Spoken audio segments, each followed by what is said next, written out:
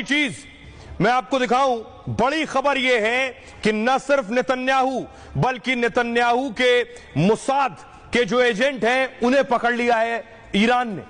दरअसल ये जो कमांडर्स मारे गए हैं ईरान के, खुफिया इनपुट थे खुफिया एजेंसी मोसाद के, और उसके बाद ईरान के कमांडर मार दिए गए। ईरान अब ढूंढ रहा है मोसाद के उन जासूसों को जो ईरान में छिपे हैं, और मिल गए ईरान को जासूस। अगली तस्वीर मैं आपको दिखाऊं, नेतन्याहू ने उन जासूसों को दरअसल ईरान में रखा हुआ था, वो कहां मिले, उन्हें कैसे पकड़ा गया, अगली तस्वीर देखिए जरा। ये जो भाग रहे, ये गाड़ी, जो ट्रक ये भाग रहा है, इस ट्रक में मोसाद के जासूस हैं। इस ट्रक में वो ड्रोन्स हैं जिन ड्रोन से अटैक किया गया ईरान के अंदर।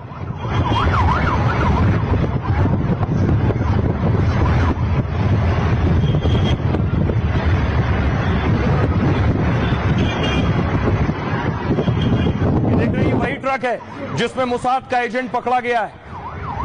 ये देखिए आगे ट्रक जा रहा है, मोसाद का एजेंट ये ट्रक चला रहा है, पीछे से ईरानी पुलिस उसे पकड़ रही है और ट्रक लेकर भाग रहा है। इसी ट्रक में ड्रोन बताए जाते हैं। जो तस्वीर मैं आपको दिखा रहा हूं जिस शख्स की, यही शख्स पकड़ा गया है और इस शख्स को सजाए मौत दे दी है ईरान ने, फांसी पर लटका दिया है। और ये मोसाद का जासूस बताया जाता है जो ईरान में था और ईरान में हुए हमले में शामिल था।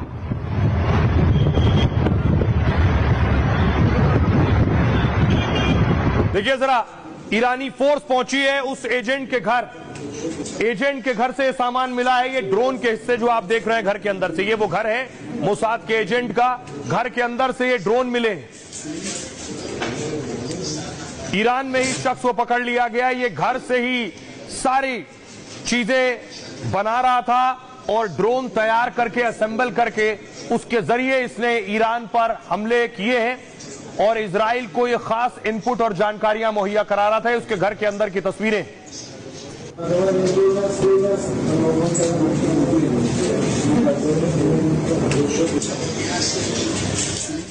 और ईरान ने इस शख्स को फांसी पर लटका दिया है जो मोसाद का जासूस था।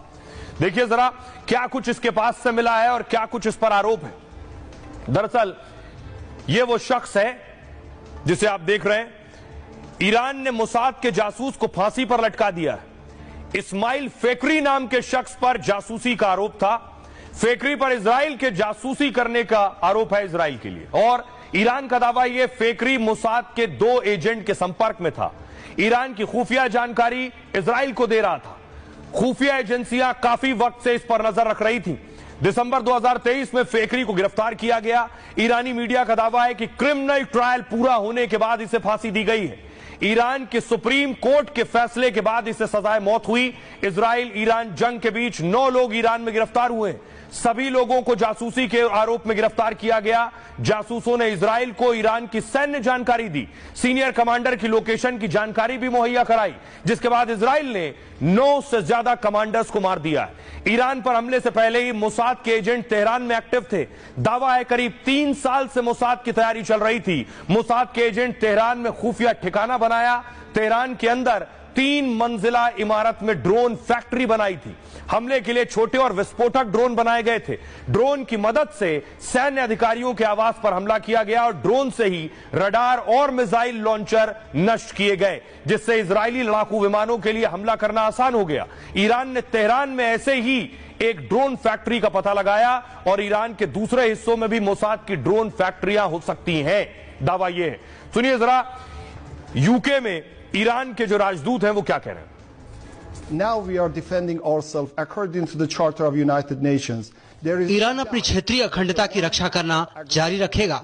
इजराइल ने परमाणु कार्यक्रम और सैन्य नेतृत्व पर अचानक हमला किया, जिसमें कम से कम 224 लोग मारे गए।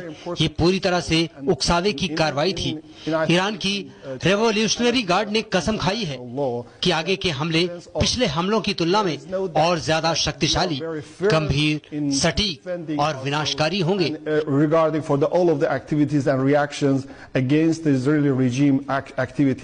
ईरान ने हमेशा इस बात पर जोर दिया है कि उसका परमाणु कार्यक्रम शांतिपूर्ण है।